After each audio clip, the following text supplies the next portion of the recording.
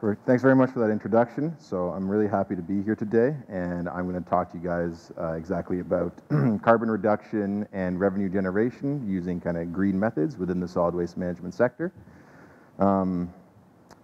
Just as an overview, I'm going to talk about some policies related to our long-term waste management strategy. I was asked to talk kind of specifically about that, but my focus will be on biogas and landfill gas recovery and use in our diesel fleet and also in different end markets.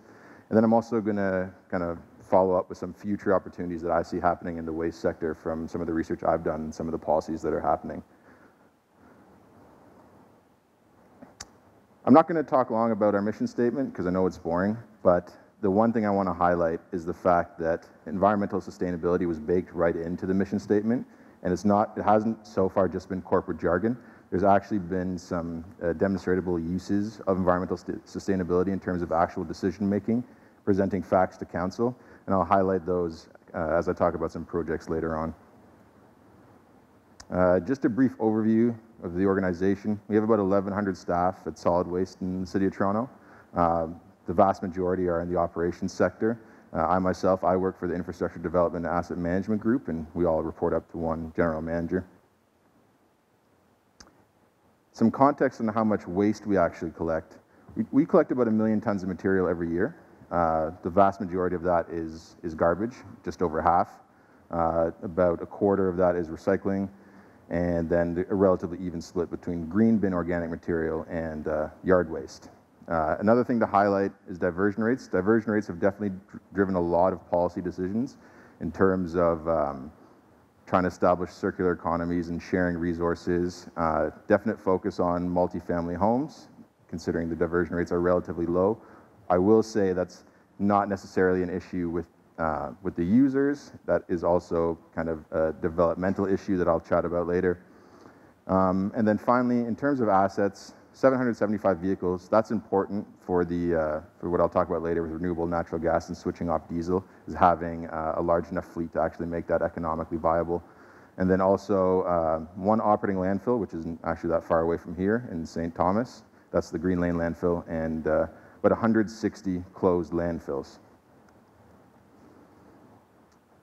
This, we kind of developed a triple bottom line framework, and this kind of plays off that environmental sustainability message that I mentioned in the mission statement. And again, just want to highlight the fact that we have actually gone to council, and usually what will happen is there'll be a financial impact statement and a staff report, and we've actually moved away from that, and most recently we gave them a report that had an environmental/business case, and the environmental component came first. And I think we were the first division to ever do that. And also the social aspects have now been firmly integrated into decision making. And again, I'll chat about that in a bit. So in terms of the long-term waste management strategy, just a very brief overview. You see the triangle there on your right side. You guys have all obviously heard of the reduce, reuse, recycle before. We've evolved that pyramid to also now include recover and residual disposal. The long-term waste management strategy is just that. It's very long-term thinking. It's supposed to guide decision-making and policy decisions up until 2066, so 30 to 50-year timeline. It's actually one of our council's direct strategic actions. They have 21 of them, and strategic action number 7 is actually the long-term waste management strategy itself, so it definitely has political support. And the overall goal is kind of to develop a sustainable utility and also to maximize the life of the Green Lane landfill.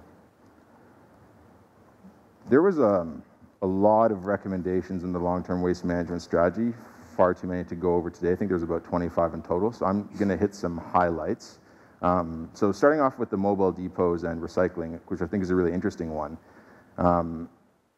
Traditionally, residents kind of in downtown Toronto have been underserved in terms of their ability to recycle waste and recycle organics. You can picture a garbage chute, and the resident may or may not be able to press the recycling button.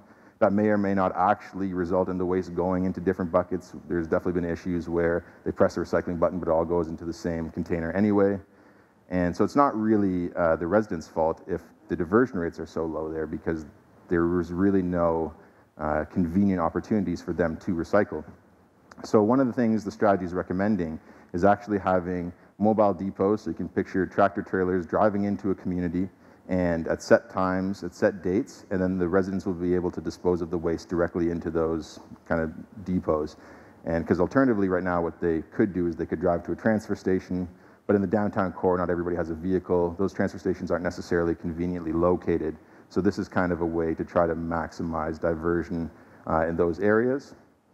In terms of food waste reduction and textiles, whereas the mobile depots is largely a boots on the ground truck actually driving into a community, food waste reduction, textile reduction, largely based on public outreach and education, trying to explain to people just how much GHGs there are from throwing those things into the garbage, trying to explain to them the importance of, if you have a green bin, if you have recycling bin, using them appropriately, which has been a challenge because blue bin recycling is free in the City of Toronto, so you can order arguably the largest blue bin you want, and then just get the smallest garbage bin, and then you can see where that kind of leads people to maybe just throw some extra stuff in the recycling bin. So contamination rates, that's been an issue for us. And then also explain to them how much money they waste throwing away food every year. It's quite a lot. We've done some research on that, and the reactions we get from people when we tell them, you know, the average family throws this much away is they're pretty surprised about that. In terms of kind of innovation in relation to the circular economy, there's two things I want to mention. So one is our division is looking specifically at developing a unit for research, innovation, and a circular economy, and they're not sure right now if it's going to be a standalone unit, so that means actually staffed with full-time people, or if it's just going to be a working group and then just people just doing their other jobs but participating there.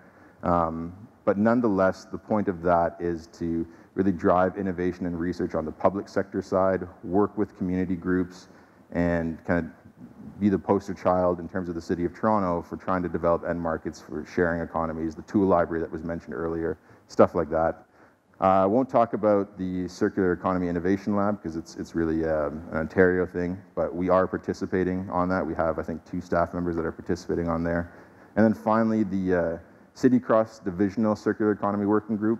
So for us, we handle solid waste that has not necessarily biosolids, not necessarily human waste, but that type of working group will involve those divisions, will work with people. And you know, a good example of this is when we talk about those mobile depots, that doesn't just have to be waste that go away. You can picture kind of a student swap day where when new students come into university, they have all the older students moving out, and if you've been to Toronto and you go into those areas where those students live, you'll see a lot of furniture out at the curb. So what we can do is we can have those trucks come in, load up the furniture, and then what doesn't get used, we can drive to kind of maybe a different shelter. We can drive that to different divisions within the city that actually may want to use it, and that's kind of idea of why we need cross-divisional support.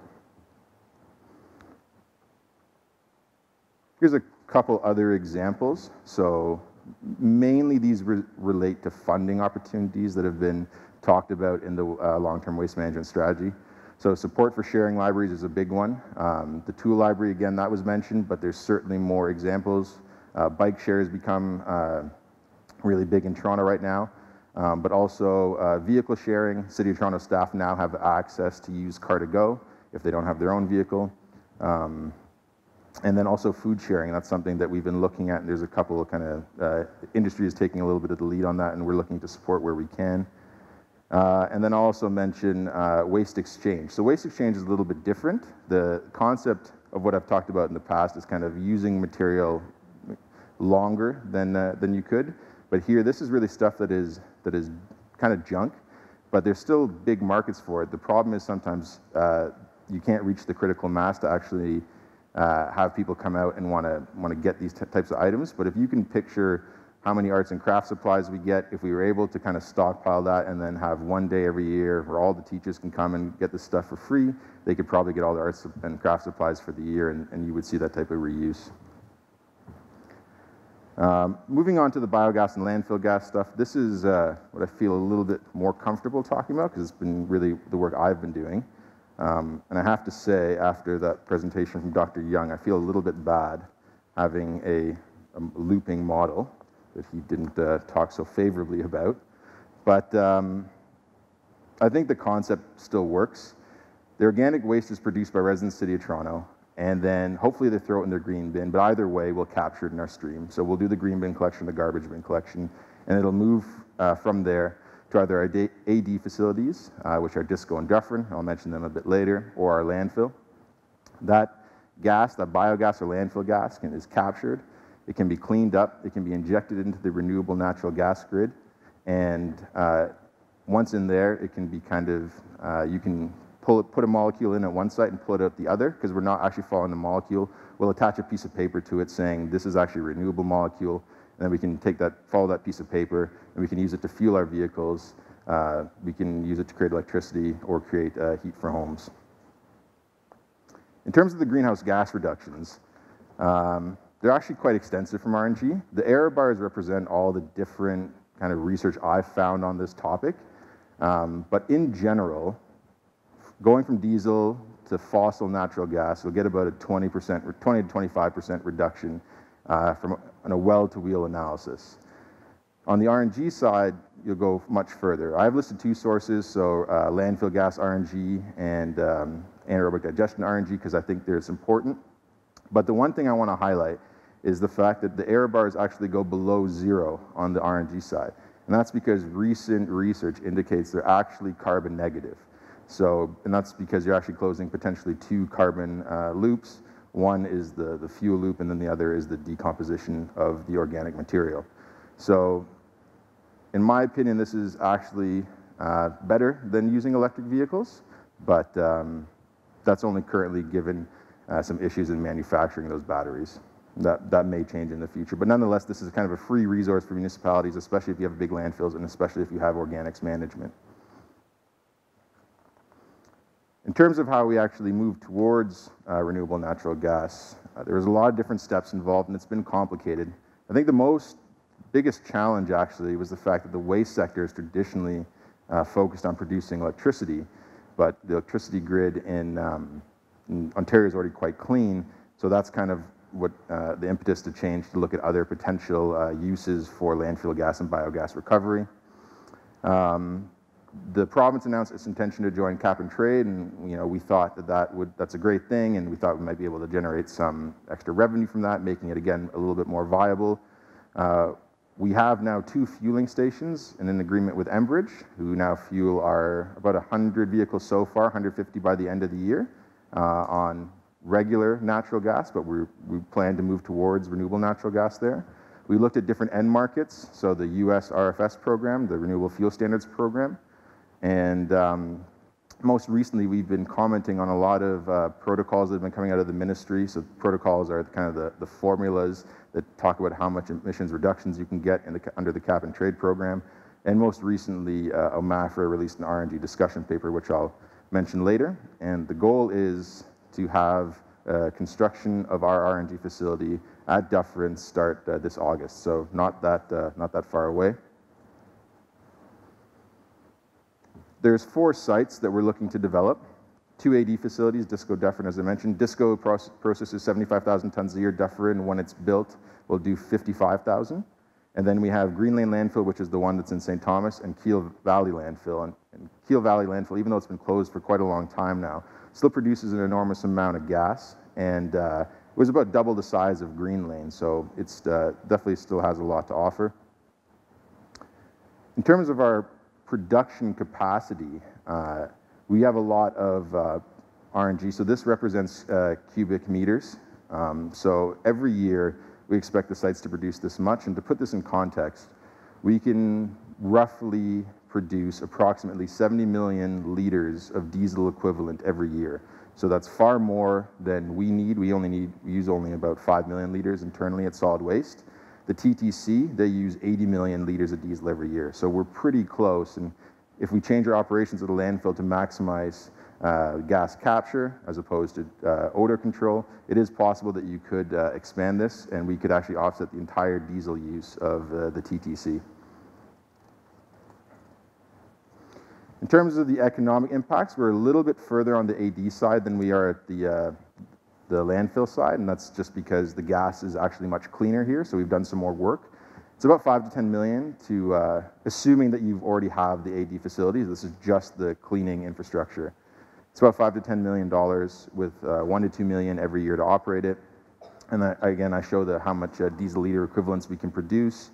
I've also listed what we could expect to generate in terms of revenue from cap and trade if, in fact, the ministry allowed us a fuel switching protocol, which so far they haven't. And I'll talk about that just a little bit later. Some positives. So, the ministry did, not the Ministry of Environment, this is actually OMAFRA, released an RNG discussion paper not that long ago. Big highlight is the fact they have a green commercial vehicle program, so now they've directly announced funding for transitioning vehicles that were traditionally diesel to natural gas, which is more expensive. On a Class 8 collection truck, the range is about 30 to 60,000 more than its diesel counterpart. Network of natural gas fueling stations, it's good. It's not necessarily as important for the City of Toronto because we do try to plan on using it mostly in-house, but nonetheless, I think it's moving, it's at least trying to emphasize the market away from diesel, and then also some policy implications, a renewable content for natural gas in Ontario, as well as that same program I mentioned in the States, that renewable fuel standard, potentially doing something here. The negatives on the discussion paper, I'm not going to talk about all of them. I'm going to highlight two. The fact that all sources of RNG are treated as equal, that's not true. They have vastly different emissions profiles. The AD and landfill are relatively close. However, there are other sources, manure being the big one, or dairy RNG as it's often referred to. That recent research has actually estimated that could be up to 200% emission reduction compared to diesel if you capture that methane and then use it in the vehicles. So that's one. The next one, the one that I think is the worst, is the idea or the concept that RNG blending is actually a positive. It's not a positive. What they mean by RNG blending is, right now it's not economically viable to use RNG in your trucks. Natural gas is much cheaper. It's about half the price to buy 1 cubic meter of natural gas versus producing your own.